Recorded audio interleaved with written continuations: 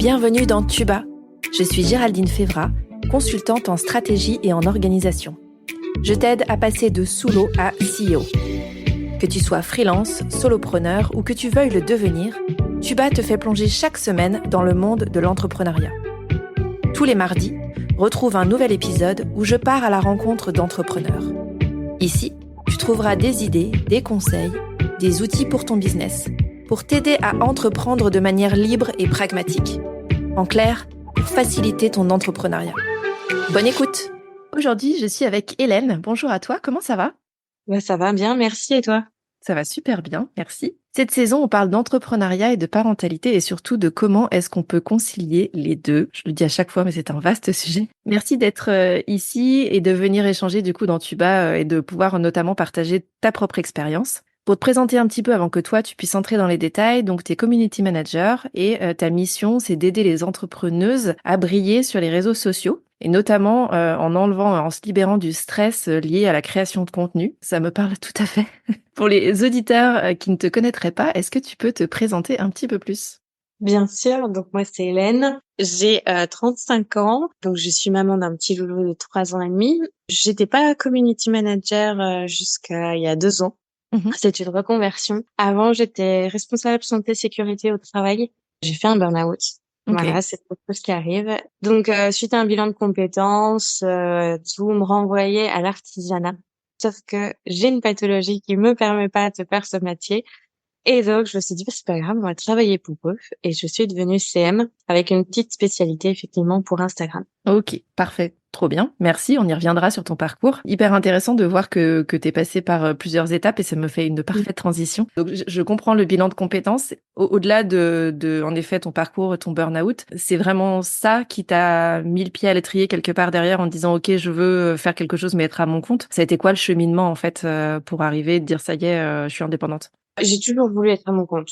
J'ai toujours eu 1 milliard de projets pour me dire je veux être à mon compte, mais j'avais jamais sauté l'étape parce que je pense que je n'étais pas arrivée au bout du salariat en me disant là vraiment j'en peux plus. J'en Mm. peux plus de ne pas faire en fonction de moi. Parce que moi, de fait de ma santé, j'ai besoin de moments où je vais me dire bah je lève, faut que j'aille faire une sieste, je peux plus. Ouais. Et du coup, c'était compliqué dans le salariat. Et quand mon fils est arrivé, je me suis dit, faut que j'arrête de faire des burn-out à répétition, faut que j'arrête de changer tous les ans de métier, faut que je me focus sur un et que ça me plaise et que j'ai envie de me lever le matin et que vraiment chaque jour j'ai envie d'y aller quoi. Mm. Donc ça a été vraiment le lanceur d'alerte en quelque sorte, le switch, l'étape où j'ai dit il faut que je fasse quelque chose. Ok. Et donc voilà, j'ai fait ce bilan. J'en avais déjà fait un, mais qui avait pas du tout été concluant. Et là, j'ai clairement été vraiment très bien accompagnée par cette personne. Et du coup, ça m'a beaucoup éclairé sur plein de choses par rapport à moi. Mhm. Donc voilà. Ok. Donc il y a à la fois les contraintes extérieures et puis la connaissance de toi qui t'amène en Mhm. fait à te dire ok là c'est bon, c'est le moment de me lancer. C'est ça. Et comment t'es arrivée sur cette idée de CM au-delà de, enfin je comprends, tu nous as expliqué rapidement ton parcours par rapport à l'artisanat, mais pourquoi CM en fait? Alors moi, je suis une créatrice dans l'âme. C'est-à-dire que j'aime faire plein de choses de mes 10 doigts.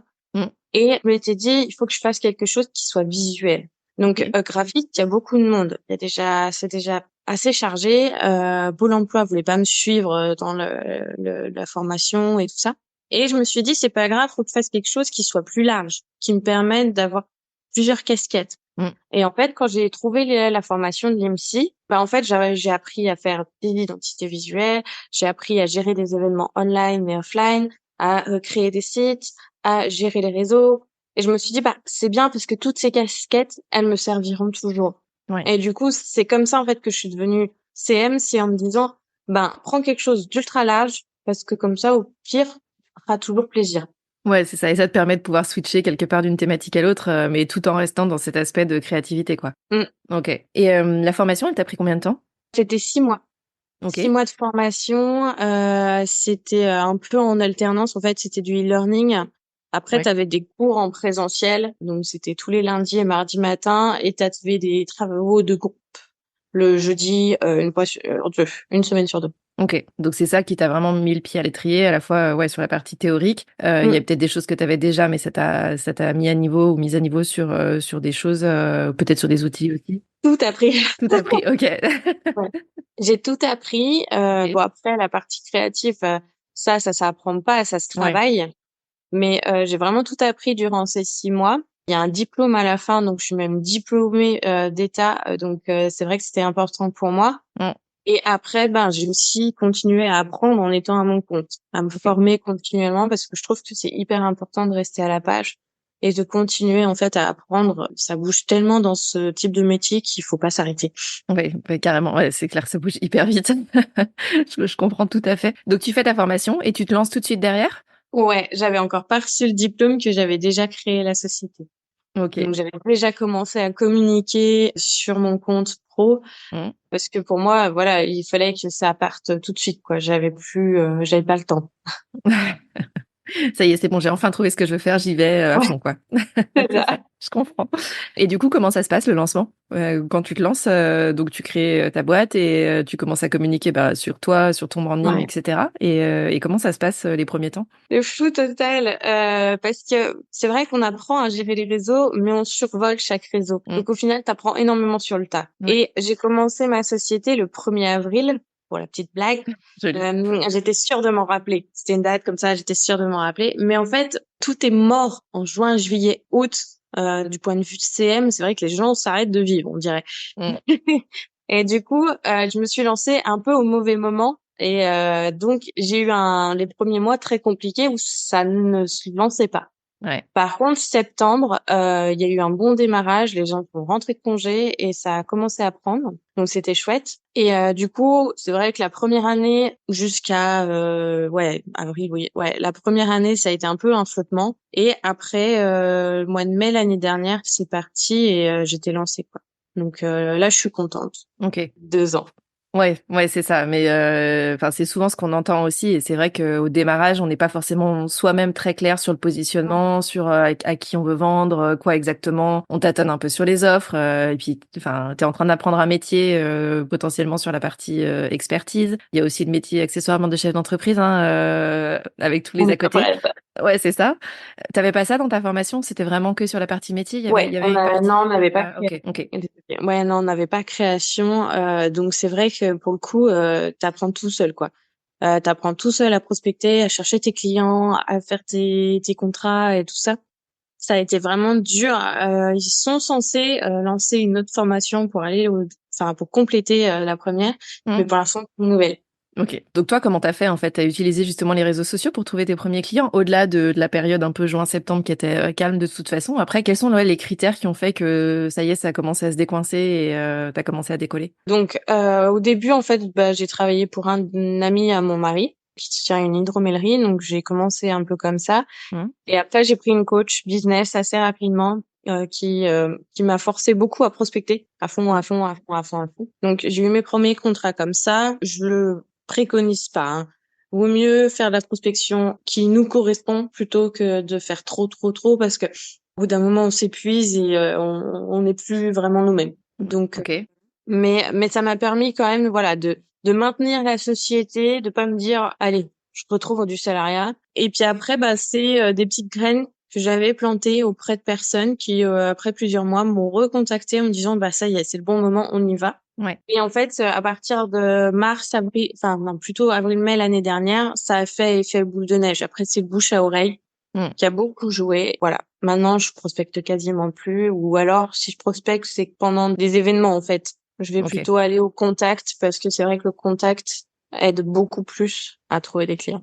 Ouais, à décanter et donc à continuer de planter des graines pour potentiellement C'est demain, ça. après-demain et cetera, quoi. Ouais. Tu as dit un truc sur la prospection en disant: «Je conseillais pas», parce que toi, tu as eu le sentiment de plus être vraiment toi-même. Je trouve que c'est un sujet hyper important parce que, ben, Ouais. quand on se lance, en fait, s'il y a pas de clients, il y a plus beaucoup d'entreprises, assez vite. Mmh. Pas de clients, pas de chiffre d'affaires, donc pas de boîte et donc forcément, la prospection, en tout cas le fait de trouver des clients, c'est un sujet qui est évidemment important pour tout le monde et qui est sans doute le premier sujet pour tout le monde parce que Mmh. ça valide, l'existence de l'entreprise, en tant que telle, en fait, enfin, on peut dire entreprise ou le fait d'être indépendant, peu importe, mais c'est quand même un point ultra important Bien sûr. auquel on se frotte tous Et en effet, il y a plein de réponses pour aller chercher des clients. Et je trouve ça hyper intéressant ce que tu dis, de t'être rendu compte que c'était pas forcément la bonne méthode pour toi. En fait, quand on se lance, souvent on se dit je me lance pour être libre, etc. Et on se retrouve, je l'ai fait aussi, dans des ornières à se dire on me dit de faire ça ou j'ai l'impression que c'est comme ça qu'il faut faire, donc je vais faire de cette manière-là. Mais finalement, ça nous convient pas. Et donc la liberté qu'on était venu chercher, on vient se remettre un truc de cadre dont on sait même pas trop de pourquoi, comment, pour qui. Et c'est important, même si c'est stressant de pas trouver des clients au démarrage, de se poser aussi la question de est-ce que je suis alignée avec ce que je suis en train de faire, en fait. C'est ça. Tout à fait. Bah, moi, j'étais à, j'appelle 100 personnes par jour pour avoir potentiellement un call découverte. Waouh. Et en fait, j'avais j'avais la tête qui était prête à exploser. Et au bout d'un moment, j'ai dit stop, on arrête tout. Je me suis pris 2 mois où j'ai plus rien fait, plus rien dit. Enfin, j'ai fait vraiment la morte pendant 2 mois. Et après, je suis revenue en me disant, ok, moi clairement, c'est pas mon type de prospection, c'est pas envoyer des messages qui sont pas personnalisés ou appeler la personne, elle me connaît ni Dev ni Nanan, j'arrive comme un peu sur l'assaut. C'était pas ça. Au contraire, aller au contact des gens, je me suis rendu compte que c'était plus facile pour moi. Il n'y a pas une seule manière de prospecter, mais faut trouver la sienne, quoi, c'est tout. Ouais, c'est ça. Et du coup, c'est ultra important parce que ta démarche d'aller chercher quelqu'un, tu vois, de te faire aider, accompagner par une coach business en se disant, ok, là, potentiellement, c'est une partie de mon métier que je connais pas, donc j'ai besoin d'accompagnement. Je trouve ça ultra intéressant parce que quand on est indépendant, on est aussi beaucoup seul, isolé. Et donc d'avoir quelqu'un en miroir, ne serait-ce que quelqu'un avec qui on peut discuter, échanger, partager ses idées les idées quand elles sont dans notre tête à 5 heures du matin au fond du lit, on se dit toujours que c'est une bonne idée. Et puis en fait, des fois, on Oui. l'explique et on se dit, ouais, non, en fait, pas du tout là. Pour être totalement transparent, j'ai eu 3 coachs depuis que j'ai attaqué. Parce que moi, j'ai ce besoin d'être toujours un peu stimulée Ouais. pour avancer. Et je trouve que c'est hyper important aussi pour se remettre en question parce que nous, on a tout le temps la tête dans le guidon en tant qu'entrepreneur. Et d'avoir quelqu'un qui vient là en me disant, attention, là, t'es en train de te retourner dans tes travers. Là, il faut que tu sortes de ta zone de confort. Là, t'es en train de passer à une étape pour ton entreprise. Je trouve que c'est hyper important d'avoir quelqu'un qui a ce recul-là que toi t'as pas parce que c'est comme ça. C'est ça. La tête dans le guidon, tu l'as dit. Ouais. Je trouve ça intéressant. Après, pour moi, il y a, et t'en as parlé, en fait, il y a le fait d'être accompagné et de se dire, j'ai besoin d'avoir quelqu'un qui m'aide à sortir la tête du guidon. Mais deux, tout en se respectant aussi et en se disant, c'est pas parce qu'on se fait accompagner que la personne a les infos suprêmes sur tout non plus, en fait. Et donc, ça exempte pas de se poser la question de quels sont mes besoins, comment est-ce que moi j'ai envie d'avancer, etc. C'est quand même nous qui avons le dernier mot sur notre boîte. Voilà. Mais c'est intéressant de naviguer aussi là-dedans et de se dire, oui, je me fais accompagner et en même temps, c'est moi qui ai les décisions et en même temps, j'écoute ce qu'on me dit, etc. Donc, je trouve que tu l'as bien expliqué dans ton parcours, en fait. Ouais. Et oui, 3 accompagnements en 2 ans, voilà. C'est des modes de fonctionnement aussi, mais quand tu as des accompagnements où j'imagine que tu vois aussi le bénéfice, tu as vu toi le bénéfice, donc ça te pousse à en refaire d'autres parce que tu sais que ça va te faire cranter, en fait, sur les sujets sur lesquels tu as besoin d'avancer, quoi. À chaque fois, il y a eu une étape en fait pour mon entreprise. Il y a eu une étape où j'ai appris des choses, j'ai avancé. Voilà. Chaque coach aussi m'ont permis de développer certaines parties de mon entreprise. Après, ça veut pas dire qu'il en faut 3 forcément. Ouais. La première aurait peut-être été la bonne. Peut-être que j'ai aussi pas trouvé tout de suite celle qui m'aurait fait tout de suite évoluer encore plus vite. Mais voilà, j'avais besoin de ça et donc c'est ok quoi. Ouais, mais enfin dans tous les cas c'est ok et les personnes et c'est vrai avec des coachs mais c'est vrai aussi avec des prestataires avec lesquels on bosse ou sans dire qu'on les fait rentrer dans la boîte en tant que salariés, il y a des gens avec qui on va travailler et qui vont être ultra efficaces et avec qui on va faire des super trucs au démarrage de la boîte et puis après la boîte évolue et c'est plus forcément ces gens-là ou ces expertises-là dont on a besoin. Et moi j'ai pas mal de clients qui me disent mais ouais mais du coup ça fait longtemps qu'on bosse ensemble, du coup je me vois pas ne plus bosser avec, etc. Mais comprends et en même temps c'est une réponse à l'affect de je connais cette personne, etc.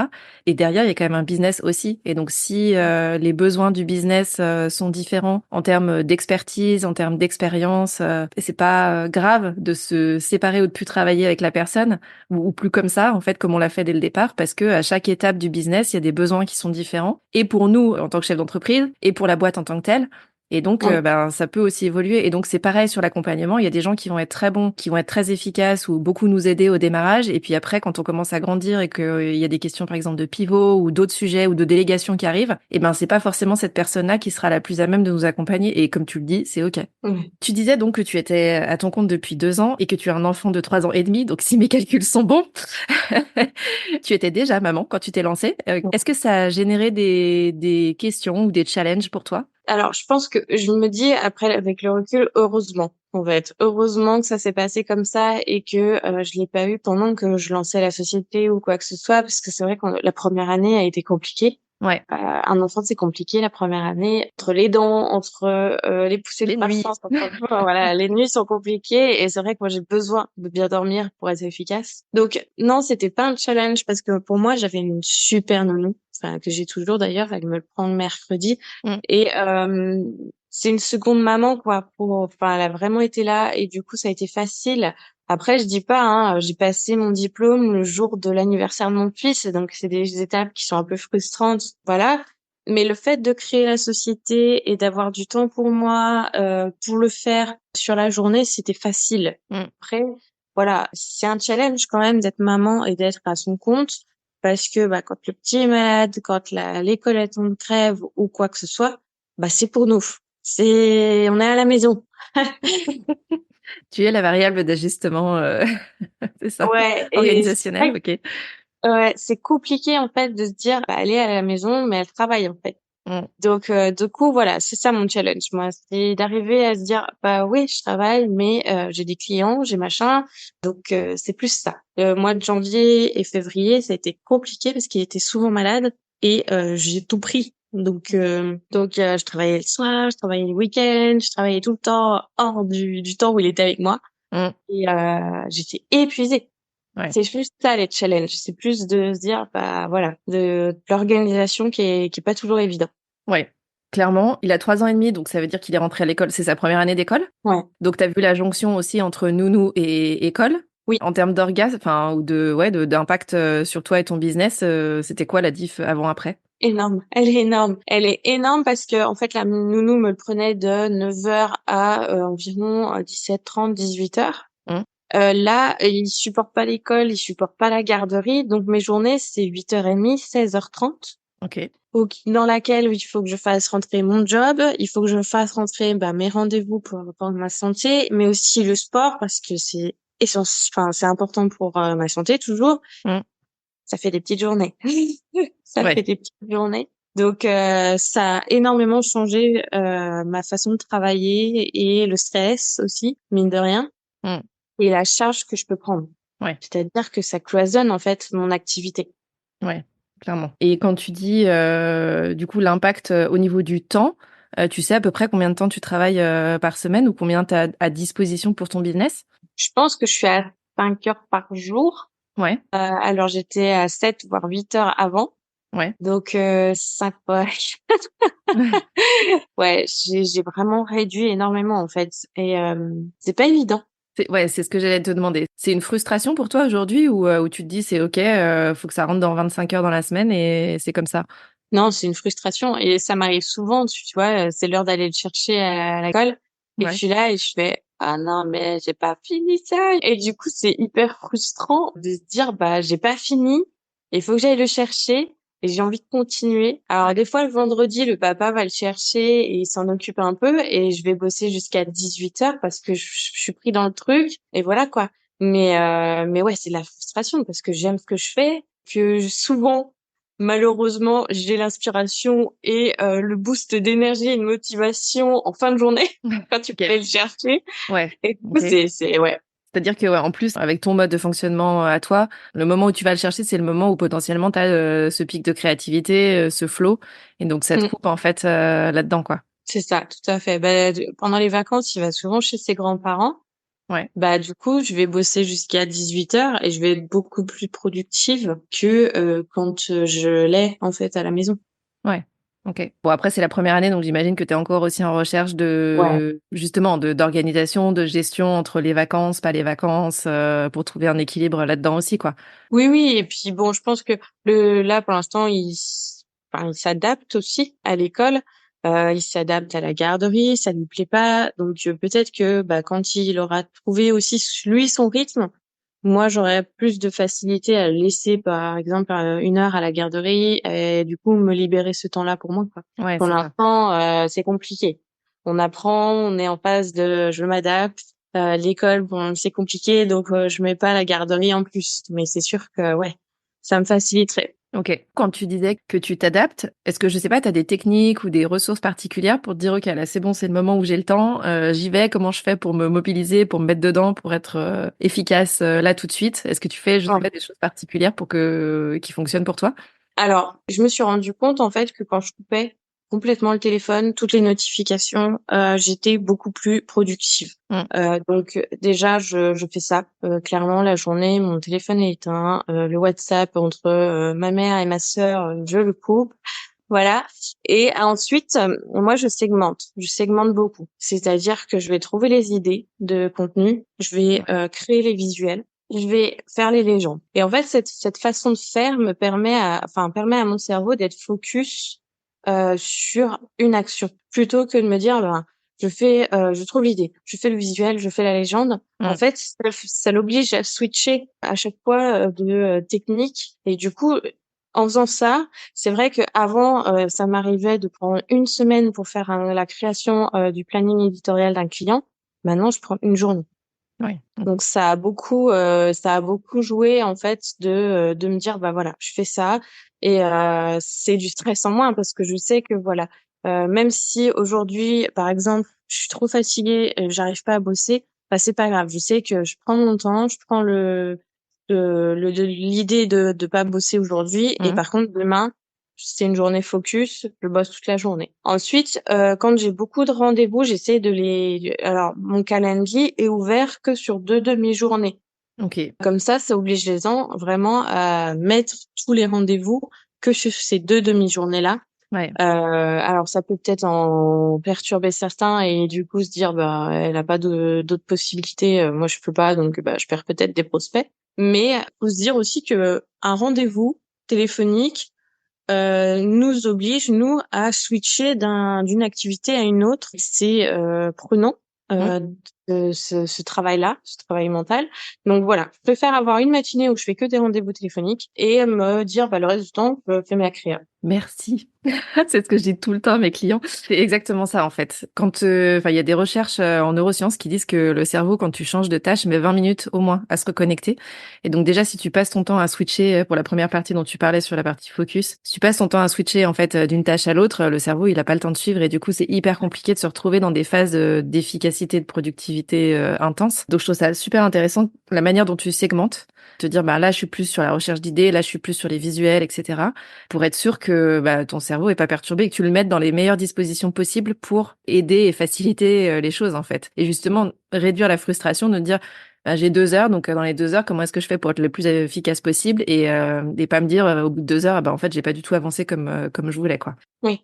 Je trouve ça top. Et le Calendly, enfin, typiquement, c'est un vrai sujet pour échanger avec beaucoup d'entrepreneurs qui disent, «Oui, mais du coup, c'est ouvert tout le temps, comme ça, il y a des dispos». Bah ouais, mais si toi, tu avais prévu, 3 heures de deep work, un matin et que tu as un rendez-vous en plein milieu, en fait, c'est exactement ce que tu viens d'expliquer. Ça va te sortir de ce que tu étais en train de faire et du coup, c'est pas forcément optimal. Et au-delà de ça, je trouve ça intéressant aussi de croiser avec, le mode de fonctionnement. C'est-à-dire que, si le matin, c'est là que la personne est la plus fraîche, elle a le cerveau qui va, aller «le plus vite» entre guillemets, où il y a le plus de flow, éviter de mettre des rendez-vous, en fait, le matin et les mettre plutôt l'après-midi. C'est pas que les rendez-vous nécessitent pas de cerveau, c'est juste que ça nécessite pas la même chose et qu'il vaut mieux garder l'énergie, très haute et la concentration très importante pour avancer justement sur les sujets et mettre 1 heure, ce qu'on mettrait 4 à faire, les jours où ça file pas, en fait, et où le Ouais. cerveau, bug en disant: «Non, aujourd'hui, j'ai pas envie», quoi. Et je trouve ça, top que tu aies trouvé ça pour justement, bah, équilibrer, en fait, et avoir à la fois des rendez-vous, mais à des moments que tu choisis toi, et en même temps une organisation de ton travail qui fait que, ben, tu sais que ça te met dans de bonnes dispositions et que tu es efficace sur ces temps-là, en fait.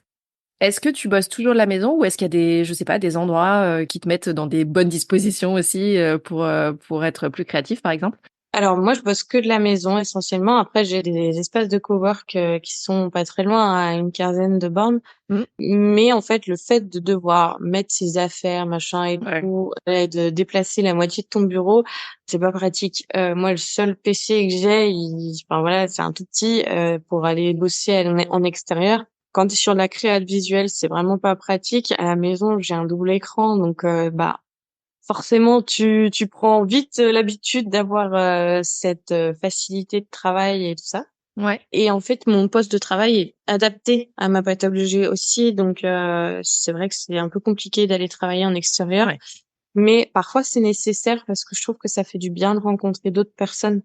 Moi, je participe régulièrement à des brunchs d'entrepreneuses Mmh. parce que ben ça fait du bien d'échanger sur ses problématiques, de vider son sac aussi mine de rien, et de pouvoir se rendre compte bah qu'on n'est pas seul dans nos problématiques, que voilà qu'on a toutes des besoins différents, mais Mmh. qu'on se rejoint quand même sur des points. Donc voilà, je fais pas pour bosser, j'y vais plus pour échanger et rencontrer d'autres personnes de professions différentes aussi. Ouais. Donc voilà, ça permet de développer le réseau aussi, donc voilà. OK, et à part ça, est-ce que tu as d'autres, oui, d'autres ressources, que tu actives? Je sais pas, est-ce que tu as des business partners avec, lesquels tu échanges, régulièrement? Est-ce que tu écoutes des podcasts ou que tu lis des choses qui t'aident aussi, dans ton quotidien, dans la gestion de ta boîte, de ton business? Alors, moi j'ai des business partners, ouais, des personnes, avec qui j'ai bien accroché pendant, bah, mes différentes formations et du coup on continue à se suivre. Après j'ai des clientes qui sont devenues des amies, Ouais. donc avec qui, bah, même si je continue à créer leur contenu, ben, on s'entend bien et on peut échanger de tout et encore une fois, enfin vider nos le trop-plein. C'est important. Ouais, ouais, je crois. J'écoute assez peu de podcasts en vérité. Je prends pas le temps, clairement, je Mmh. prends pas le temps. Voilà. J'essaie de lire. J'aime bien, voilà, lire des livres sur le développement personnel, des choses un peu légères. Par exemple, moi, j'aime beaucoup celle qui a dit fuck, qui clairement, en fait, c'est du développement personnel, mais un peu caché. Mmh. Et ça permet vraiment de se poser des questions, mais c'est hyper léger. Et le dernier, là, le deuxième qu'elles ont fait, celle qui a encore dit fuck, c'est clairement une maman qui est wonderpreneuse, donc qui me parle totalement, où je me retrouve et où je me dis ah oui, ça je le vis, ça c'est moi. Et d'avoir des solutions qu'elle propose en finale, parce qu'elles sont cachées, Ouais. ça permet de se questionner en fait sur nous-mêmes et sur notre mode de fonctionnement et de trouver un autre mode de fonctionnement. Donc voilà. Après, ben moi, en toute transparence, c'est vrai que bah, de temps en temps, je reprends rendez-vous. J'ai ma psy. Alors voilà, ça faisait 1 an que je l'avais pas vue, mais là, on a recloisonné les choses en se disant, bah voilà, un téléphone pro, un téléphone perso. Mmh. Clairement, le pro reste sur le bureau et je pense que ça va beaucoup m'aider pour la suite. Mmh. C'est ultra important et merci d'en parler sur l'aspect, bah, à la fois santé mentale évidemment, mais je trouve que quand on est entrepreneur, on est quand même, soumis à beaucoup de choses d'un point de vue émotionnel. Ouais. C'est comme ça. Alors, pour plein de raisons et sans doute on n'est pas tous, soumis aux mêmes choses. C'est-à-dire qu'entre, le rapport à l'argent, le syndrome de l'imposteur, de la bonne élève, de tous les syndromes qu'on veut, voilà, on n'a pas forcément, on réagit pas forcément tous aux mêmes choses. Mais, d'un point de vue émotionnel, je pense que c'est secouant pour tout le monde quoi qu'il arrive. Et que oui, on en parlait tout à l'heure, les accompagnements, sur la partie business, c'est ultra important. Mais je pense qu'il y a aussi, à un moment réfléchir sur soi et sur, est-ce que je suis capable de passer au travers de ça seule ou pas? Mmh. Et que la réponse psy régulière ou temporaire est carrément aidante. Ouais. Je le dis en connaissance de cause aussi pour en avoir une et où je trouve que ça permet aussi de conforter ou de se dire, de toute façon, en fait, le parcours entrepreneurial est fait de très haut et de très bas. Ouais. Donc ça, on pourra pas le changer, on pourra pas avoir de contrôle là-dessus. C'est, je pense, inhérent au métier. En revanche, ce qu'on peut essayer de travailler individuellement, c'est de se dire comment est-ce que je passe à travers ça, comment est-ce que je réagis, est-ce que ça m'impacte fort ou pas, etc. Et pour moi, la partie psy répond à ça en fait, Oui, c'est pas une faiblesse, au contraire, c'est clairement. vraiment une force parce Mm. que, bah, encore une fois, c'est comme un coach, mais vraiment sur la partie santé mentale et tout ça. Cette personne a plus de recul que nous. Nous, encore une fois, on est dans le brouillard des fois. Clairement, moi, j'étais il y a pas très longtemps dans le brouillard. Je me levais le matin, mais j'avais plus l'envie. Mm. Et d'avoir ce recul-là, de se dire, OK, on pose les choses, on voit ce qui fonctionne plus Mm. pour améliorer et faire en sorte que, bah, vous soyez en bonne santé, parce que mine de rien, la santé de notre boîte dépend de notre santé à nous. Clairement. Et si on n'est pas bien, ça se ressent déjà dans ce qu'on communique, mais ça se ressent aussi dans ce qu'on fait, dans ce qu'on va véhiculer, dans la prospection, dans notre recherche de clients. Donc, c'est hyper important d'être toujours bien et de prendre du temps pour soi. Clairement. Et je trouve que la partie psy permet aussi de remettre au centre ses besoins ou de re-questionner cette partie-là et les besoins qui peuvent être divers et variés, mais c'est pas qu'un besoin de développer son chiffre d'affaires, hein, clairement. Et voilà, d'avoir quelqu'un d'extérieur aussi qui est pas forcément dans cette logique business de faut que je fasse un tunnel de vente à machin. Ou du coup, on n'a pas forcément ces sujets-là en fait, et c'est pas forcément ça qu'on va chercher d'ailleurs chez un ou une psy, mais ça permet de se décorréler aussi de son business parce qu'on n'est pas nos business. Non. On est très dedans et les mains dedans et c'est normal, etc. Mais c'est bien deux choses distinctes. Oui. Et ça permet aussi de distinguer les deux, en fait. Oui, puis vraiment de se recentrer, en fait. De se recentrer. C'est vrai qu'on avait toujours dit avec mon mari, lui, il gagne bien sa vie. Moi, c'est du plus. Et il faut que je me focus là-dessus, sur me dire, OK, on a voulu que j'ai un boulot qui soit adaptable en fonction de moi et pas l'inverse. Ouais. Et je pense que c'est important des fois de se re-questionner là-dessus et de se dire, OK, quels sont mes objectifs? Moi, je rêve pas des 10K par mois, clairement. C'est pas mon objectif, c'est de me faire plaisir. Et là, clairement, je sentais que j'étais en train de perdre cette partie plaisir. Et là, je me dis, on arrête. Ouais, que ça dérapait, en fait. Ouais. Ouais. On prend le temps et on se dit, OK, comment je peux mettre en place des choses pour retrouver ce plaisir? Donc, j'ai pas envie de perdre des clients ou quoi que ce soit, mais par contre, je délègue. Ouais, clairement. Et c'est une réponse, mais encore une fois, c'est questionner son besoin et après se dire, si j'ai besoin de ça, quelles sont les réponses pour assouvir ce besoin quelque part, quel qu'il soit, et ensuite on décide en fonction. Mais c'est ça le sujet, quoi.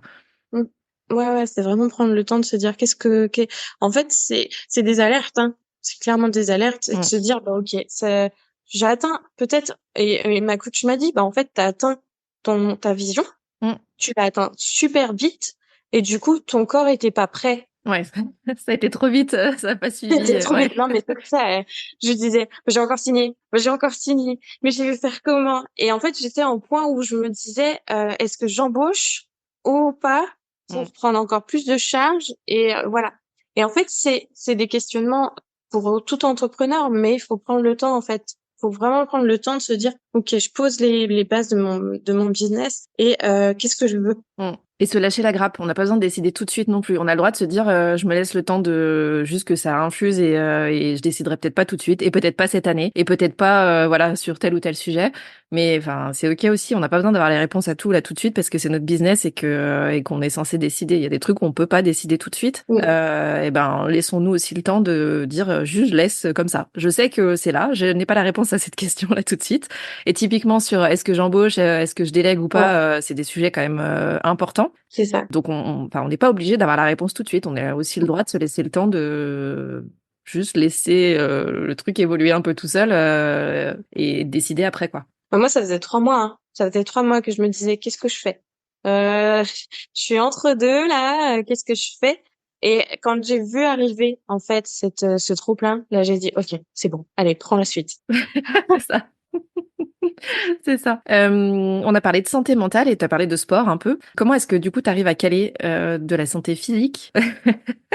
Ceux qui regarderont la vidéo te verront peut-être avec la grimace. C'est bien. Ouais, comment tu arrives à caler ça en fait du coup dans ton planning, dans ton organisation?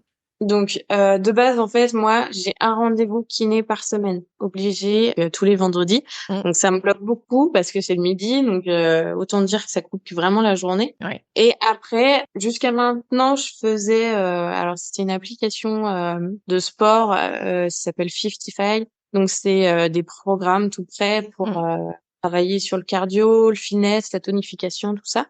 Okay. Donc je vais 2 fois par semaine et là clairement je me suis rendu compte que j'étais tout le temps à la maison au final, que mon cardio je le faisais à la maison, le boulot je le faisais à la maison, garder le petit, faire le ménage, faire machin, je le faisais à la maison. Donc maintenant là je vais essayer C'est une tentative. Okay.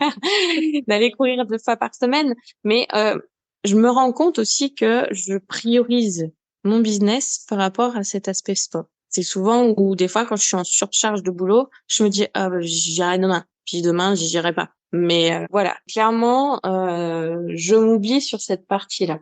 Et c'est assez, alors je comprends, et c'est assez classique entre guillemets, au sens où on va se dire ok, bah il y a le business, il y a les enfants, la famille, et il y a moi, et le moi va passer derrière éventuellement si peut-être il reste du temps. Donc c'est quelque chose, moi je vois souvent ça en fait chez mes clientes notamment, plus que chez mes clients, c'est comme ça. Après, c'est vrai que j'ai l'impression que plus on le fait, plus on prend du temps justement pour soi, et plus on voit les bénéfices, plus ça donne envie de faire plus. Et d'un point de vue tout à fait perso, moi je sais quand je suis dans des phases intenses au niveau business, maintenant je me force à faire plus de sport parce que je sais que c'est ça qui va m'aider à passer le truc, enfin Ouais. le moment intense en fait. Mais j'ai besoin de me rappeler à chaque fois que c'est justement à ce moment-là qu'il faut que j'en fasse plus de sport parce que c'est ça qui va m'aider. Parce que sinon, en effet, intuitivement, j'aurais tendance à dire bon, j'ai pas le temps, donc c'est le sport qui saute. Et alors qu'en fait, c'est l'inverse. C'est ça qui va m'aider à faire que oui, j'aurais peut-être moins d'heures à travailler sur le sujet, mais par contre, je serai beaucoup plus efficace parce que je serai oxygénée, que mon cerveau le sera aussi du coup, et que quand je serai sur cette tâche ou ce que j'ai à faire, eh ben, je serai vachement plus efficace en fait. Mais c'est pas intuitif pour moi en tout cas. C'est ça. Bah hier, tu vois, je suis partie courir. Bah la journée était beaucoup plus productive que tous les jours d'avant, quoi. Mm. Donc c'est important et puis de sortir de chez soi, mine de rien. Ouais, je trouve ça intéressant aussi ce que tu disais en disant, bah finalement, pour cette activité-là, c'était la maison, et puis la maison, et puis la maison, et puis la maison. En soi, ça peut te convenir, mais c'est bien là aussi de questionner son pesant en disant, est-ce que c'est ok pour moi d'être tout le temps à la maison? Est-ce que des fois, juste, j'aimerais bien sortir? Et ça peut aussi évoluer dans l'année, c'est-à-dire que il y a des moments où peut-être l'hiver, c'est ok d'être à la maison tout le temps, mais quand il commence à faire beau, t'as besoin de sortir ou enfin de se questionner sur est-ce que c'est toujours, c'est pas parce qu'on a dit ah je suis quelqu'un de casanier entre guillemets, j'aime bien rester à la maison qu'on est obligé de rester comme ça sur les 20 prochaines années, tu vois. On a aussi le droit, je pense, de se re-questionner en disant ouais là janvier, février, ça me dérangeait pas trop d'être à la maison, mais à partir du moment où les jours sont un peu plus beaux, juste j'ai besoin de sortir quoi. Ouais, non, mais puis faut pas avoir peur de justement de se re-questionner sur ses besoins continuellement, quoi. C'est important. Exactement. Merci. Très bonne conclusion. Toi qui nous écoutes, tu peux retrouver tous les liens pour joindre Hélène sous la description de cet épisode. Si tu as aimé l'épisode d'aujourd'hui et que tu penses que ça peut aider ou inspirer quelqu'un, partage ça autour de toi, que ce soit en story, sur LinkedIn ou au prochain apéro avec tes voisins. Merci beaucoup Hélène d'être venue me parler dans Tuba. J'ai hâte de suivre ton parcours et de voir comment tu vas développer et si tu vas recruter ou pas du coup. Merci beaucoup. On verra. Merci à toi. Merci pour ton écoute. Tu as aimé cet épisode ? Si tu veux promouvoir Tuba, la meilleure façon de le faire, c'est de laisser un avis 5 étoiles sur ta plateforme d'écoute préférée. Tu peux t'abonner pour ne pas rater les prochains épisodes et partager celui-ci avec d'autres entrepreneurs à qui il pourrait être utile. Si tu veux me faire un retour direct, retrouve les liens pour me contacter en description de l'épisode. On se retrouve la semaine prochaine.